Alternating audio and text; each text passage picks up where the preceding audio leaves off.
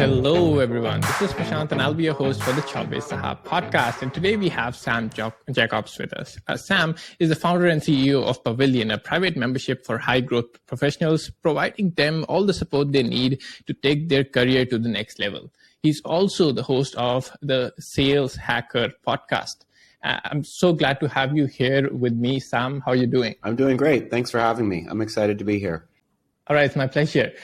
So to start things off, what has been your story? Can you give us some background from where you started and to where you have come? Absolutely. My story, starts all the way back in Lansing, Michigan, where I was born. But most recently, professionally, it's really been in New York City. I've been from 2003 to 2018. I was a sales leader, a revenue leader at venture capital-backed companies.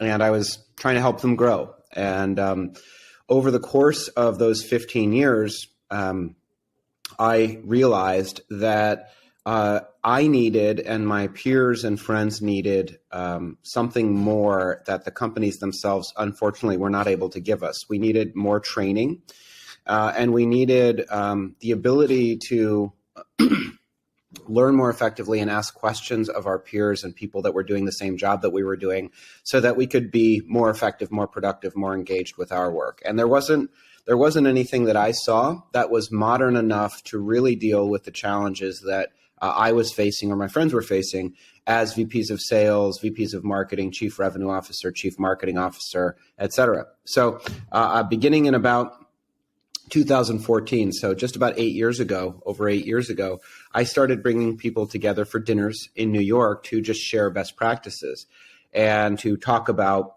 what our challenges were. We gave it a name. At the time, it was called the New York Revenue Collective.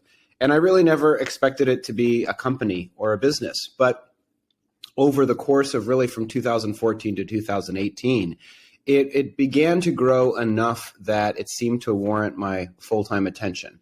And so I left my last role working for somebody else just about 4 years ago in December of 2018, so 3.5 years ago.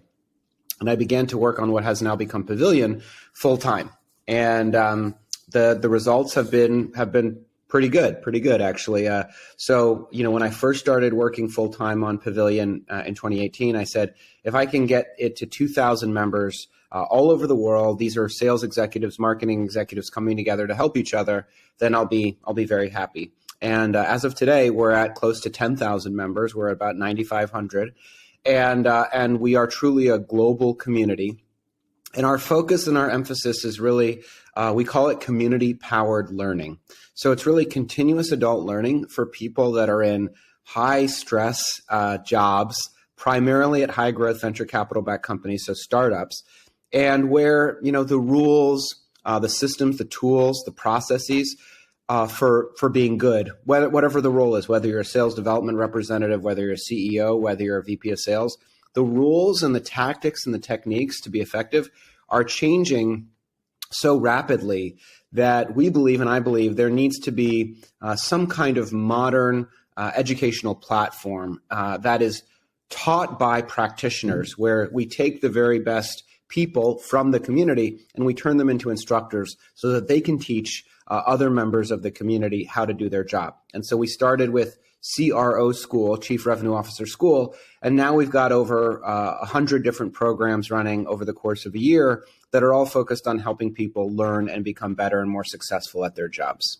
That sounds incredible. So one question that popped up in your answer is, so if these professionals are super successful in what they're doing, then why would they take out time from their already busy schedule to come and teach at Pavilion? Well, because everybody, it's an interesting question, but I think the reality is, and I think we talked about the future of work, and I think the reality is that every person out there right now is thinking about how do they develop and diversify their impact and their revenue streams, and how do they solidify their personal brand and their personal standing, because I think people realize that there's really no job security anymore. Right now, we're in a wave of layoffs.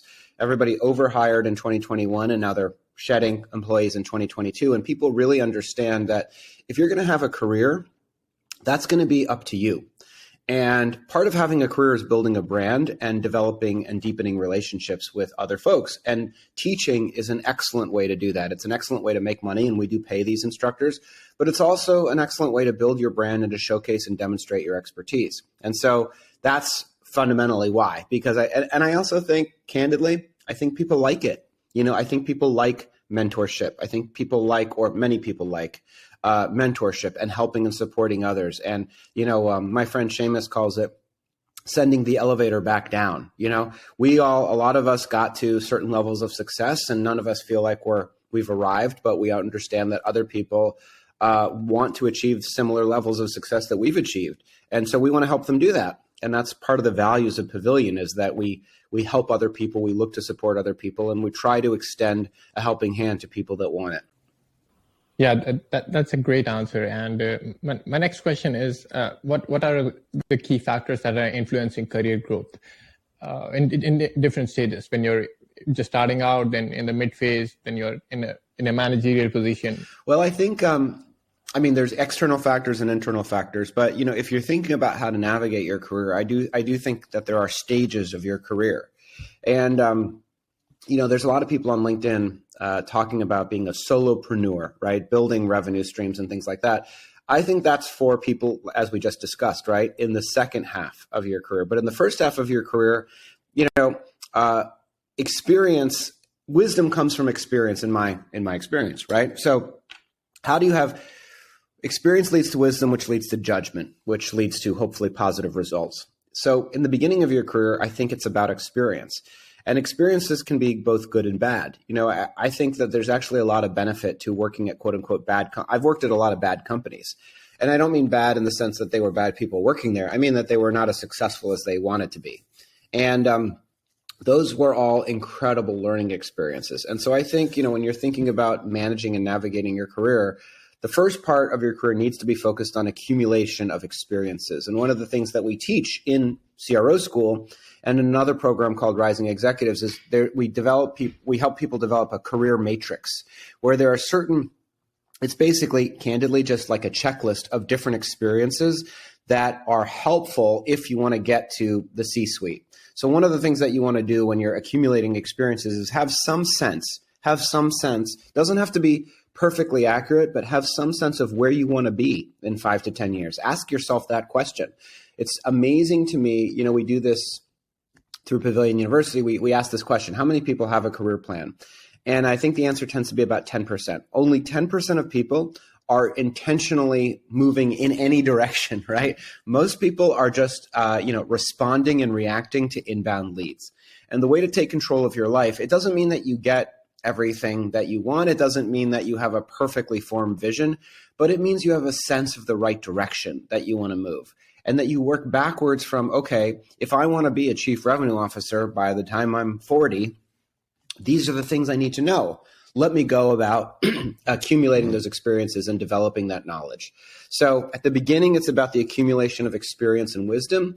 And then over time, it's about translating that into tangible things like title, compensation, and hopefully wealth and impact, by the time that you're in the later stages of your career.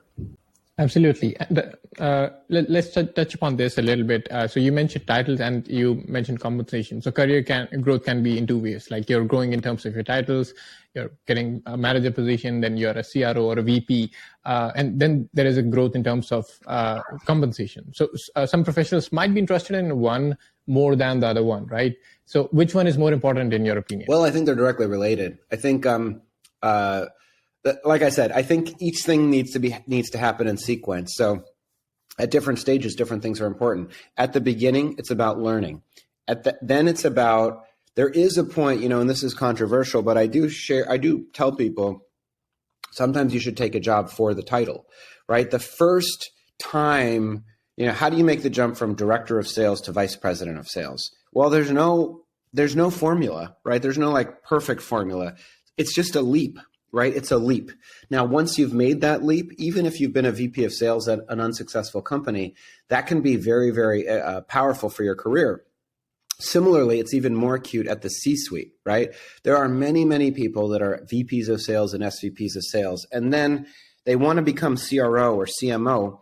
There's no formula for it. There's no playbook. What the playbook is, at some point, somebody offers it to you. At some point, you negotiate successfully for it. But of course, those C-level titles come with compensation. So I think title and compensation are pretty closely related. But I think the important thing is, like, too early in your career, I don't think it's useful to solve for title or compensation because you still need that wisdom. But later in your career, it does become important. And that's frankly why, Pavilion teaches people how to negotiate, right? Pavilion teaches people how to think about their career, because so many people get to that part in their career and they don't have the tools available to them to ensure that, that they make the money that they hope to make. And really, beyond making money, like cash compensation, really it's about understanding the other types of compensation that become important to people, like equity compensation. Absolutely, I agree to that. Now, coming on to the company aspect. So let's say there's a company that wants to make their employees better and make them learn and grow within their own positions, right? So what should be their approach, and how can Pavilion help in that? Well, I mean, it doesn't have to be Pavilion, but I think the reality is the following. Companies know a lot about their industry and they know a lot about their product, but they don't know a lot about the functional disciplines that are embedded in their organization, right? You can hire the best CMO in the world, right? Some of my favorite chief marketing officers are Kyle Lacey, who just left Seismic, Jeff Reekers, who's the chief marketing officer from Aircall. These are Andrea Kale, who's the chief marketing officer from Electric. These are Amanda Malco, the chief marketing officer of G2. These are incredible people. They know a lot, but they don't know everything. They don't know everything.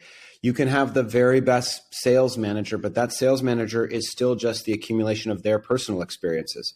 So I think the first realization that companies need to understand is that you need a diversity of perspectives. You need to make sure that if there's a canon of wisdom, if there's knowledge that's being accumulated outside of your company, that you have some point of view on how you're going to bring that knowledge into the organization on a regular basis, not one time, but on an ongoing basis, exposing your teams to the best practices in sales, the best practices in marketing. So what companies can do first and foremost is just understand that that's an investment that they should make, whether they choose to have their team sign up for Pavilion or some other training resource or enablement resource. The important thing is that investing in your team is cheaper in the long run, right? Investing in your team, particularly during an economic downturn, right? During a recession, this is the way to get more out of your existing folks. If you had 15 salespeople yesterday and today you have 7, well, let's make sure that those 7 people are optimized, right? To help ensure that they deliver, great results and great output. So that's what I think. I think companies need to sort of take a stand and understand that they need to make investments. It's probably better to hire fewer people and overinvest in those people than it is to hire a ton of people and not give them the resources they need to succeed. Absolutely. So my next question is about, is there a way for someone to accelerate in their career growth from an individual contributor to maybe a C-level executive, or maybe a VP, or maybe head of sales or something like that? So is there a way, or maybe a shortcut kind of a thing which shortens the path, or maybe makes it faster, right? If you do these things, you get there faster. I think,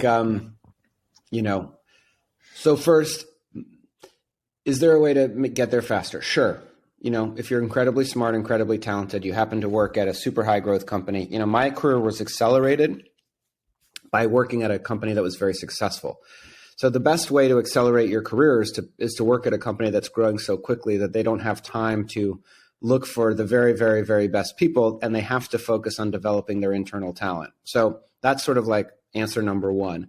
But the answer number 2 is, okay, well, let's say you don't work at one of those amazing companies. What can you do? I think it is making sure, and this is why Pavilion exists. But again, it doesn't have to be Pavilion. It's just you should spend time every week with people that don't work at your company. And that sounds, I don't know what that sounds like. It may sound obvious. It may not. I talk to so many VPs of sales, CROs, everybody, account executives. They are so focused on their day job that they are not part of the market effectively. And I think you need to be part of the market. And that means developing mentors outside of your company, deepening relationships with peers outside of your company, taking classes, getting certifications, and making sure that in your free time, you are you are looking to learn, you're looking to grow. If you do that, then I think you can accelerate. I think you can accelerate your career. I would also say, however, that most of what I teach people is to take a longer term view.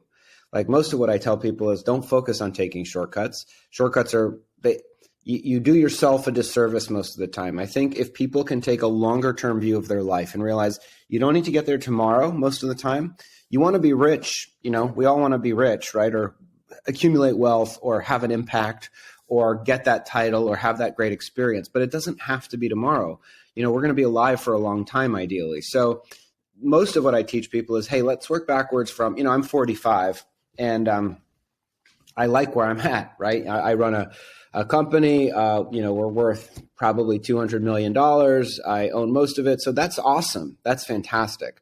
But I didn't get here overnight. I've been working, I've been fired a lot.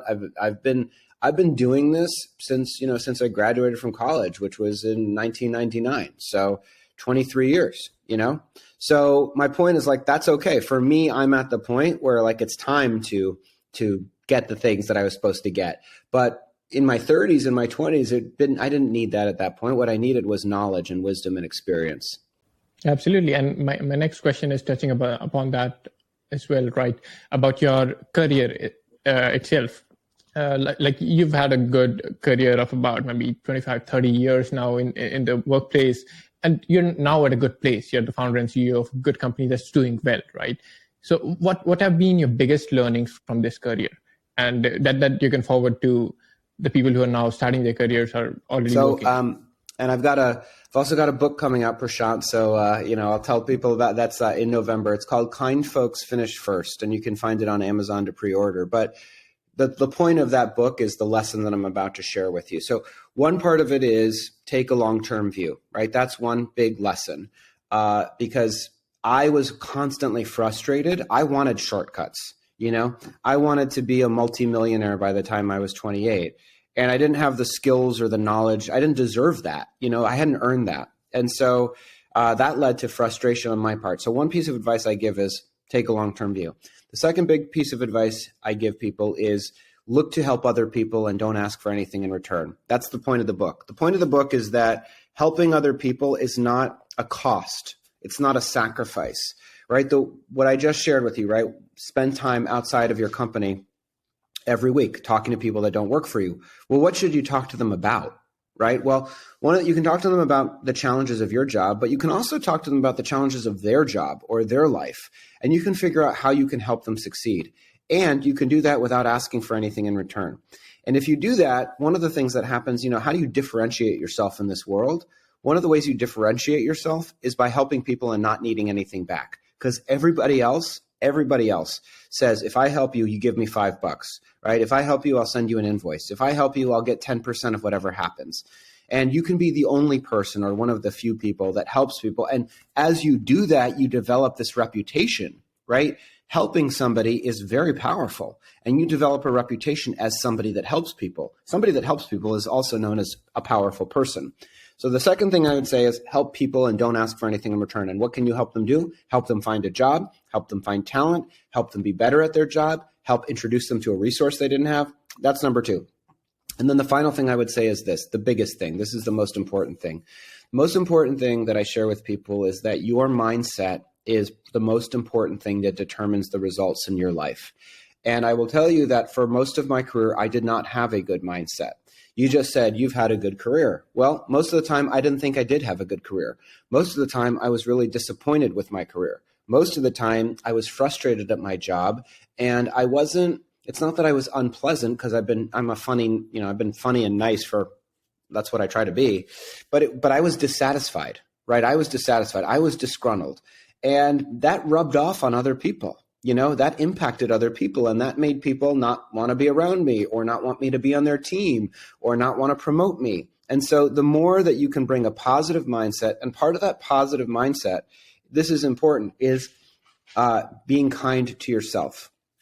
So one of the things I shared on LinkedIn recently, if the voice in your head was an outside person, was somebody else, would you be friends with that person? And for most of my life, the answer was no. I wouldn't have been friends with them. They were jerks. They was a jerk. You would say, you've had a good career. I'd say, I wasn't that good. You would say, wow, you seem to do really well at live stream. And I'd say, yeah, but they ran out of money and I almost got fired and I left and, it didn't go well. Nothing went well according to me, even though objectively I could have said that they did go well. So my point is that if you can be kind to yourself and supportive to yourself, first and foremost, I think that can change the outcome of your career.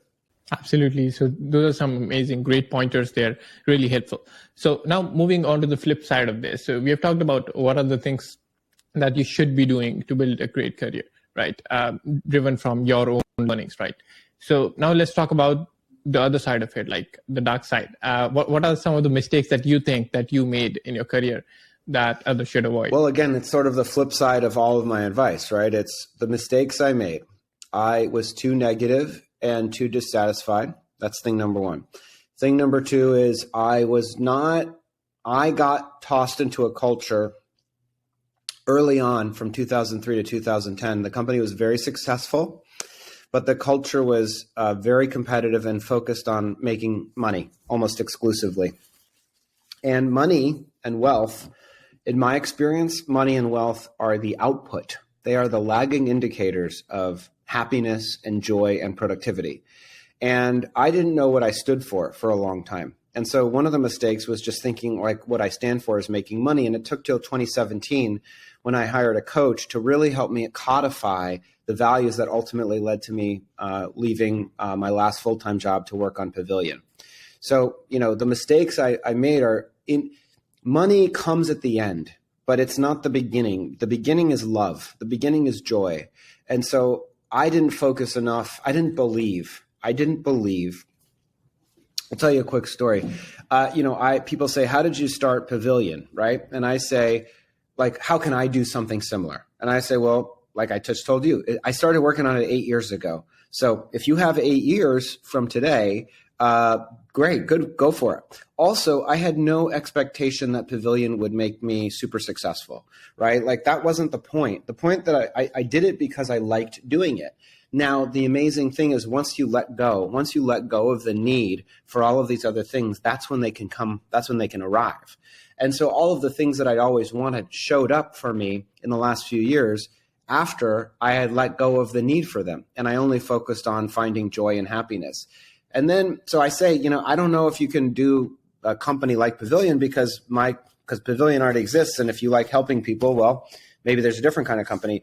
But I thought maybe everybody can't, get paid to do what they love. I thought that. Now, meanwhile, my wife is she's in fashion and she's starting 2 retail stores, right? And my wife loves, and this is not a gender reference, this is just the truth, is that she loves to shop. She loves nice things, right? And so my wife, I said, there's no way that Camille, my wife, can find a job that pays her to do what she loves because what she loves to do is shop. But she's starting a store, and the point of the store is that she buys things and then sells them to other people. And lo and behold, she does have a job doing what she loves. She does have a job tapping into the creative energy that she loves. And so now saying to young people, hey, do what you love is a little silly because they don't probably know what they love. You need enough experience to figure out what you love. So that's why the beginning is don't worry about what happens at the end. Worry about developing knowledge, wisdom, experience. Then from there, figure out what you love and then do it. Money will come from that. Yeah, I absolutely love that answer, right? And my next question is about sales, because it would be injustice to have you on the podcast not ask the sales question, right? So this is about what are some of the best strategies or tactics, and feel free to get into the nitty-gritties of it to make Well, a sale. I think we connected over LinkedIn, Prashant, and I think there's a lot of tactics and strategies and ideas, but the big one is, hey, LinkedIn or social media, but honestly, I find LinkedIn to be more productive than Twitter. I think the best strategy long-term for sales is developing your own brand, your own expertise, and sharing that knowledge and wisdom with other people and connecting with other people in a positive, collaborative way, particularly on LinkedIn. So like in terms of the nitty gritty, like if you have a list of accounts, you should be following the executives from those accounts on LinkedIn. You should be engaging with their post. You should be sending thoughtful comments. You don't need to sell them anything. You can just be present in their lives. And then when you need a meeting and when you reach out to them, they are aware of you because you've been commenting on their, and honestly, most executives post things and nobody comments at all. And so you can be one of the few people that engages productively. So and all of that is a way of saying like the best way to be effective in sales, I think, is to think of sales for what it is, which is the act of helping other people solve difficult problems. And so LinkedIn is a way where you can demonstrate that you and your product have the ability to do that. Yeah, I absolutely love that answer. And I wasn't expecting that kind of an answer. But this is actually the best possible answer, right? Because making a sale is all about trust, right? And building that trust over the long term, consistently putting in effort to do that. And then at the end, it will be easier for you to do I honestly, right? Like I tell, there's so many examples. And I'm just really like, this is the book. This is me like sharing my perspective. People don't believe, I say focus on the long term. And sometimes people hear that and they think never. That's what it means. Long term equals never, right?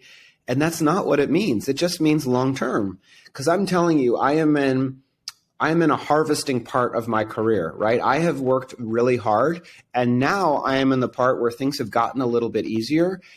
And it's happening, but it didn't happen overnight, but it does happen. And so my point is, right, like build trust. It doesn't mean you won't make a sale, but it might mean you make a sale in 6 months, but 6 months will come. 6 months will come, and then you will make the sale, you know? So just believe in the future.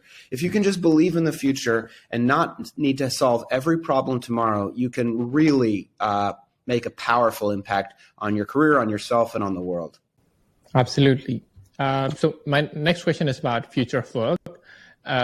So what do you think is the future of work? Do you think we are moving towards a gig economy wherein an employee will be working with multiple companies at the same time? There's remote work, so you can actually sit at your place and work at different companies. So where do you see this going? I agree with what you just said.